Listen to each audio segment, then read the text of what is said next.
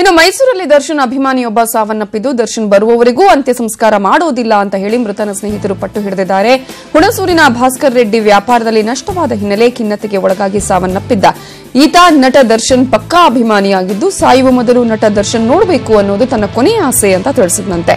ಹೀಗಾಗಿ ದರ್ಶನ್ ಬರುವವರಿಗೆ ಅಂತ್ಯ ಸಂಸ್ಕಾರ ಮಾಡೋದಿಲ್ಲ ಅಂತ ಮೃತನ ಸಂಬಂಧಿಗಳು ಪಟ್ಟು ಹಿಡಿದಿದ್ದಾರೆ.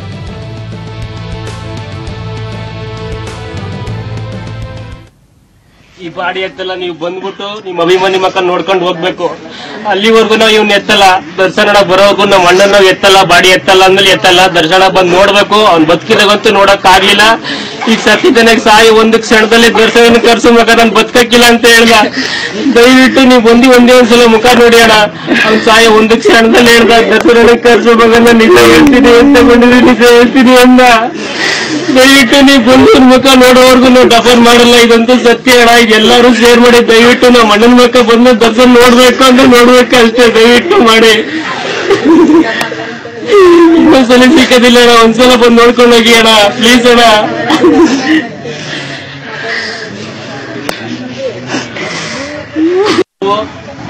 ಈ ಬಾಡಿ ಎತ್ತಲ್ಲ, ನೀವು ಬಂದ್ಬಿಟ್ಟು ನಿಮ್ ಅಭಿಮಾನಿ ಮಕ್ಕ ನೋಡ್ಕೊಂಡು ಹೋಗ್ಬೇಕು.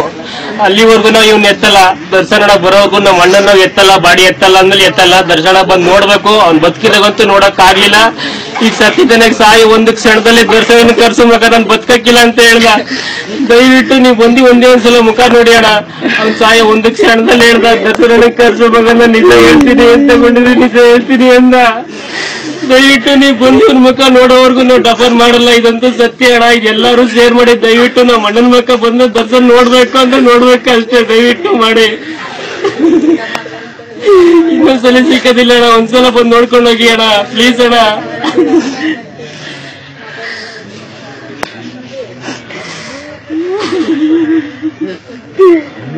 ಜೆಡಿಎಸ್ಗೆ 3ನೇ ಸ್ಥಾನ ಅನ್ನುವ ಸಮೀಕ್ಷೆಗಳೆಲ್ಲ ಸುಳ್ಳು.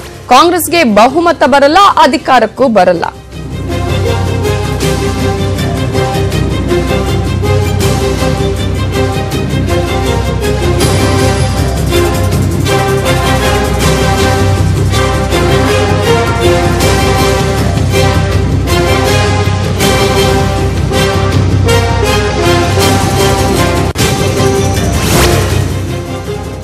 ಜೆಡಿಎಸ್ಗೆ 3ನೇ ಸ್ಥಾನ ಅನ್ನುವಂತಹ ಸಮೀಕ್ಷೆಗಳೆಲ್ಲ ಸುಳ್ಳು. ಕಾಂಗ್ರೆಸ್ಗೆ ಬಹುಮತ ಬರಲ್ಲ, ಅಧಿಕಾರಕ್ಕೂ ಬರಲ್ಲ.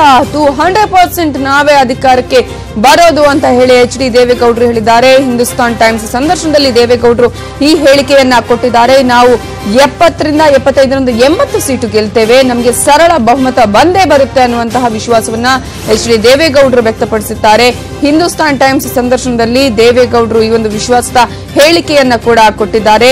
ನಮಗೆ ಪೂರ್ಣ ಬಹುಮತ ಬರದಿದ್ರೆ ವಿಪಕ್ಷದಲ್ಲಿ ಕೂರ್ತೇವೆ ಹೊರತು ಯಾವುದೇ ಕಾರಣಕ್ಕೂ ಯಾರ ಜೊತೆಗೂ ಮೈತ್ರಿ ಮಾಡಿಕೊಳ್ಳುವುದಿಲ್ಲ ಅನ್ನುವಂತಹ ಮಾತನ್ನ ಕೂಡ ಹೇಳಿದ್ದಾರೆ.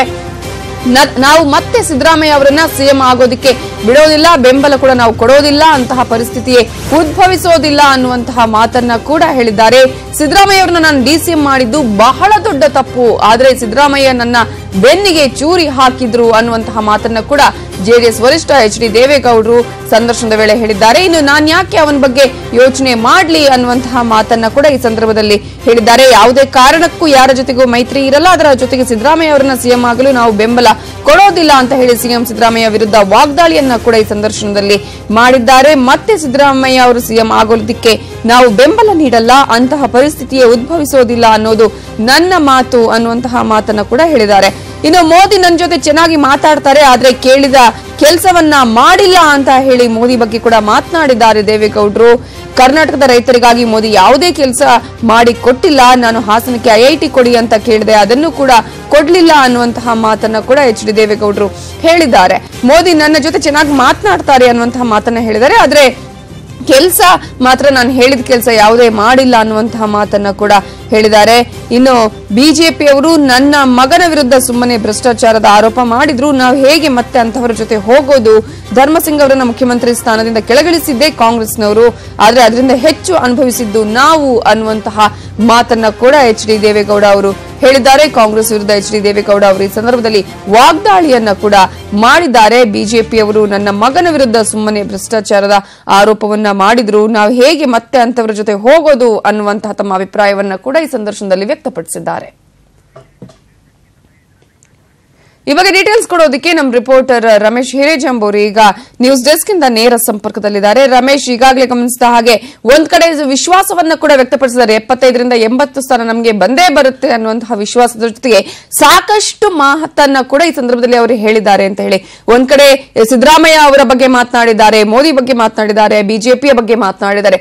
ಒಟ್ಟಾರೆ ಅವರ ಮಾತಿನ ಸಾರಾಂಶ ಏನು? ಖಂಡಿತ ನವೀತೇಜನ್, ಯಾಕೆಂದ್ರೆ ಈಗಾಗಲೇ ಪ್ರಧಾನಿ ನರೇಂದ್ರ ಮೋದಿ ಅವರು ಒಂದು ಕಡೆಯಲ್ಲಿ ದೇವೇಗೌಡರನ್ನ ಹೊಗಳಿದ್ದಾರೆ. ಅಟ್ ದ ಸೇಮ್ ಟೈಮ್ ಬೆಂಗಳೂರಿಗೆ ಬಂದಂತ ಸಂದರ್ಭದಲ್ಲಿ ದೇವೇಗೌಡರನ್ನ ಹಾಗೇನೆ JDS ಅನ್ನ ಅವರು ತೆಗಳುವಂತ ಕೆಲಸವನ್ನು ಮಾಡ್ತಾರೆ. ಮತ್ತೆ ಯಾಕೆ ಅವ್ರಿಗೆ 3ನೇ ಸ್ಥಾನಕ್ಕೂ ಕೂಡ ಅವ್ರು ನಿಲ್ಲೋದಿಲ್ಲ, ಸೊ ಹಾಗಾಗಿ ಅವ್ರಿಗೆ ಯಾಕೆ ಮತವನ್ನು ಕೊಡ್ತೀರಿ ಅನ್ನುವಂಥ ಪ್ರಶ್ನೆಯನ್ನ ಎತ್ತಿದ್ದಾರೆ. ಇದು ದೇವೇಗೌಡರಿಗೆಲ್ಲ ಒಂದ್ ಕಡೆ ಸಾಕಷ್ಟು ಆಕ್ರೋಶವನ್ನು ಸೃಷ್ಟಿ ಮಾಡಿದೆ ಅವರಲ್ಲಿ.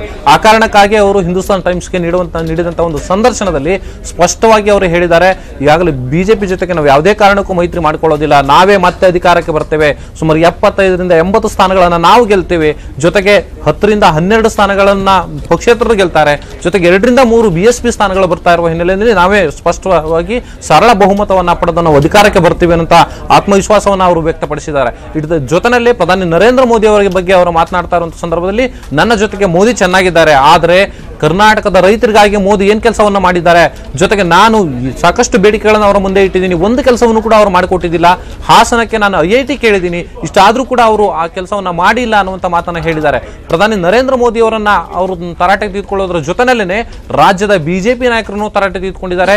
ಜೈಲಿಗೆ ಹೋದಂತವ್ರ ಜೊತೆನಲ್ಲಿ ನಾವ್ಯಾಕೆ ಒಂದುಗೂಡಿ ಸರ್ಕಾರವನ್ನು ರಚನೆ ಮಾಡಬೇಕು, ಅಂತಹ ಪರಿಸ್ಥಿತಿಯೇ ಉದ್ಭವಿಸೋದಿಲ್ಲ, ಸ್ಪಷ್ಟ ಬಹುಮತದಿಂದ ನಾವೇ ಅಧಿಕಾರಕ್ಕೆ ಬರ್ತೀವಿ ಅನ್ನುವಂತ ವಿಶ್ವಾಸವನ್ನು ವ್ಯಕ್ತಪಡಿಸ್ತಾರೆ. ಜೊತೆಗೆ ನನ್ನ ಮಗನನ್ನ ಏನು 2020 ಗೌರ್ಮೆಂಟ್ ಇದ್ದಂತ ಸಂದರ್ಭದಲ್ಲಿ ಆರೋಪವನ್ನು ಹೊರಿಸಿ ನನ್ನ ಮಗನ ಮೇಲೆ ಅವರು ಒಂದು ಗಣಿ ಅಕ್ರಮದ ಪ್ರಕರಣದಲ್ಲಿ ನನ್ನ ಮಗ ಕುಮಾರಸ್ವಾಮಿ ಅವರನ್ನ ಆರೋಪಿ ಸ್ಥಾನದಲ್ಲಿ ನಿಲ್ಲಿಸಿದ್ರು. ಹಾಗಾಗಿ ಅಂತಹವರ ಜೊತೆಯಲ್ಲಿ ನಾವ್ಯಾಕೆ ಜಂಟಿ ಸರ್ಕಾರವನ್ನ ರಚನೆ ಮಾಡಬೇಕು ಅಂತ ಸಮಸ್ಯೆ ಪರಿಸ್ಥಿತಿ ಯಾವುದೇ ಕಾರಣಕ್ಕೂ ಉದ್ಭವಿಸೋದಿಲ್ಲ ಅನ್ನೋಂತ ಮಾತನ್ನ ಹೇಳಿದ್ದಾರೆ. ಅಟ್ ದ ಸೇಮ್ ಟೈಮ್ ಮುಖ್ಯಮಂತ್ರಿ ಸಿದ್ದರಾಮಯ್ಯ ಅವರ ವಿರುದ್ಧ ಕೂಡ ಅವರು ವಾಗ್ದಾಳಿ ನಡೆಸ್ತಾರೆ.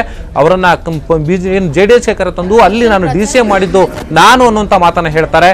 ಅದರ ಜೊತೆನಲ್ಲಿ ಅವರು ಒಂದು ರೀತಿ ಕುಮಾರಸ್ವಾಮಿ ಮತ್ತೆ ಏನು ಸಿದ್ದರಾಮಯ್ಯ ನಡುವೆ ಏನೇ ಇದ್ರೂ ಕೂಡ ಅವರು ನಮ್ಮ ಪಕ್ಷದ ಪರವಾಗಿ ಒಲವಿಲ್ಲ, ಹಾಗಾಗಿ ಅವರು ಮತ್ತೆ ನಾವು CM ಮಾಡುವಂತ ವಿಚಾರವಿಲ್ವೇ ಇಲ್ಲ, ನಾವೇ ಸ್ವಂತ ಅಧಿಕಾರಕ್ಕೆ ಬರ್ತೀವಿ, ಕಾಂಗ್ರೆಸ್ ಜೊತೆಗೂ ಕೂಡ ನಾವು ಹೊಂದಾಣಿಕೆ ರಾಜಕಾರಣವನ್ನ ಮಾಡೋದಿಲ್ಲ ಅನ್ನುವಂತ ಮಾತನ್ನ ಹಿಂದೂಸ್ತಾನ್ ಟೈಮ್ಸ್ ನೀಡುವಂತ ಸಂದರ್ಶನದಲ್ಲಿ ಸ್ಪಷ್ಟವಾಗಿ ಹೇಳಿದ್ದಾರೆ. ಇವೆಲ್ಲವನ್ನ ನೋಡಿದ್ರೆ ಎಲ್ಲ ಒಂದ್ ಕಡೆಗೆ ದೇವೇಗೌಡರಿಗೆ ಒಂದು ರೀತಿ ಜಾಸ್ತಿ ಆತ್ಮವಿಶ್ವಾಸ ಹೆಚ್ಚಾಗಿದೆ, ತಾವೇ ಅಧಿಕಾರಕ್ಕೆ ಬರ್ತೀವಿ ಅನ್ನುವಂತ ವಿಶ್ವಾಸ ಇರುವಂತ ಜೊತೆನಲ್ಲಿ ಕಾಂಗ್ರೆಸ್ ಮತ್ತೆ ಬಿಜೆಪಿ ಎರಡೂ ಪಕ್ಷಗಳು ಕೂಡ ನಾವು ದೂರ ಇಟ್ಟು ಅಧಿಕಾರವನ್ನ ನಡೆಸ್ತೀವಿ ಅನ್ನುವಂತ ವಿಶ್ವಾಸವನ್ನು ಅವರು ವ್ಯಕ್ತಪಡಿಸ್ತಾರೆ. ಆದ್ರೆ ಅಂತಿಮವಾಗಿ 12ನೇ ತಾರೀಕು ರಾಜ್ಯದ ಜನ ಏನು ಉತ್ತರ ಕೊಡ್ತಾರೆ ಅನ್ನೋಂಥದ್ದು ಕಾದ್ ನೋಡ್ಬೇಕು. ನಿಜ 12ನೇ ತಾರೀಕು, ಅದರ ಜೊತೆಗೆ 15ನೇ ತಾರೀಕಲ್ಲಿ ಕರೆಕ್ಟ್ ಆಗಿ ಗೊತ್ತಾಗತ್ತೆ ಏನಾಗತ್ತೆ ಅನ್ನೋದ್ರ ಜೊತೆಗೆ ಅಂತ ಹೇಳಿ ರಮೇಶ್. ಆದ್ರೆ ಸಿದ್ದರಾಮಯ್ಯ ಅವರ ವಿರುದ್ಧ ಕೂಡ ಸಾಕಷ್ಟು ಮಾತನಾಡಿದ್ರು, ವಿಷಾದವನ್ನ ಕೂಡ ವ್ಯಕ್ತಪಡಿಸಿದ್ರು ಈ ಸಂದರ್ಭದಲ್ಲಿ. ಹಾಗೆ ಧರ್ಮಸಿಂಗ್ ಅವರನ್ನ ಕೆಳಗಿಳಿಸಿದ್ದು ಕಾಂಗ್ರೆಸ್ ಅವರು, ಆದ್ರೆ ಅದರಿಂದ ಹೆಚ್ಚು ನೋವಾಗಿರೋದು ಅಥವಾ ಅದರಿಂದ ಹೆಚ್ಚು ಪ್ರಾಬ್ಲಮ್ ಆಗಿರೋದು ನಮ್ಗೆ ಅನ್ನುವಂತಹ ರೀತಿಯಲ್ಲಿ ಅವರ ಧಾಟಿ ಇತ್ತು. ಖಂಡಿತ ನವೀತೇಜನ್, ಯಾಕೆಂದ್ರೆ ಮುಖ್ಯಮಂತ್ರಿ ಸಿದ್ದರಾಮಯ್ಯ ಅವರ ಮೇಲೆ ಸಾಕಷ್ಟು ಅಸಮಾಧಾನ ಇದೆ ದೇವೇಗೌಡರಿಗೆ ಅನ್ನೋದು ಇಲ್ಲಿ ಸ್ಪಷ್ಟ ಆಗ್ತಾ ಇದೆ. ಯಾಕೆಂದ್ರೆ ಅವ್ರನ್ನ JDSಗೆ ಕರೆತಂದು ಅಲ್ಲಿ ನಾನು DCM ಹುದ್ದೆಯನ್ನ ಕೊಟ್ಟಿದ್ದು ಕೂಡ ನಾನು, ಆದ್ರೆ ಇಷ್ಟೆಲ್ಲ ಆದ್ರೂ ಕೂಡ ಅವರು ಮುಖ್ಯಮಂತ್ರಿ ಸಿದ್ದರಾಮಯ್ಯ ನನಗೆ ಬೆನ್ನಿಗೆ ಚೂರಿ ಹಾಕಿದ್ರು, ಹಾಗಾಗಿ ಅವರನ್ನು ನಂಬುವ ಸ್ಥಿತಿಯಲ್ಲಿ ನಾನು ಇಲ್ಲ ಅನ್ನುವಂತ ಮಾತನ್ನ ಹೇಳೋದ್ರ ಜೊತೆನಲ್ಲೇ ಕಾಂಗ್ರೆಸ್ ಜೊತೆಗೆ ನಾವು ಯಾವುದೇ ಕಾರಣಕ್ಕೂ ಕೂಡ ಅಧಿಕಾರವನ್ನ ಹಂಚಿಕೊಳ್ಳೋದಿಲ್ಲ, ಅವರನ್ನ ದೂರ ಇಟ್ಟೆ ನಾವು ಅಧಿಕಾರಕ್ಕೆ ಬರುವಂತ ಪ್ರಯತ್ನವನ್ನ ಮಾಡ್ತೀವಿ ಅನ್ನುವಂತ ಮಾತನ್ನ ಹೇಳೋದ್ರ ಜೊತೆನಲ್ಲಿ ಮುಖ್ಯಮಂತ್ರಿ ಆಗಿದ್ದಂತ ಸಂದರ್ಭದಲ್ಲಿ ಅಥವಾ ಕಾಂಗ್ರೆಸ್ ಜೊತೆಗೆ ಕೈ ಜೋಡಿಸಿ ಅಧಿಕಾರ ನಡೆಸುವಂತ ಸಂದರ್ಭದಲ್ಲಿ ಧರ್ಮಸಿಂಗ್ ಅವರನ್ನ ಅಧಿಕಾರದಿಂದ ಕೆಳಗಿಳಿಸಿದ್ದಂತೂ ಅದೇ ಕಾಂಗ್ರೆಸ್ ಪಕ್ಷ, ಆದ್ರೆ ಅದರ ಪರಿಣಾಮವನ್ನು ಅನುಭವಿಸಿದ್ದು JDS ಪಕ್ಷ. ಹಾಗಾಗಿ ಕಾಂಗ್ರೆಸ್ ಜೊತೆಗೂ ಕೂಡ ನಾವು ಅಧಿಕಾರವನ್ನು ಹಂಚಿಕೊಳ್ಳೋದಿಲ್ಲ, ನಾವೇ ಸುಮಾರು 75ರಿಂದ 80 ಸ್ಥಾನಗಳನ್ನ ಗೆಲ್ಲುವ ಹಿನ್ನೆಲೆಯಲ್ಲಿ ಅಧಿಕಾರವನ್ನ ನಡೆಸಲಿಕ್ಕೆ ನಾವೇ ಏನೆಲ್ಲ ರಣತಂತ್ರಗಳನ್ನ ಮಾಡಬೇಕೋ ಆ ರಣತಂತ್ರಗಳನ್ನ ನಾವೇ ಮಾಡ್ತೀವಿ, ನಾವೇ ಅಧಿಕಾರವನ್ನು ನಡೆಸ್ತೀವಿ ಅನ್ನುವಂತ ವಿಶ್ವಾಸವನ್ನ ಅವರು ವ್ಯಕ್ತಪಡಿಸಿದ್ದಾರೆ. ನವೀತಾ, ಥ್ಯಾಂಕ್ ಯು ರಮೇಶ್ ಹಿರೇಜಂಬೂರ್ ಡೀಟೇಲ್ಸ್ಗೆ.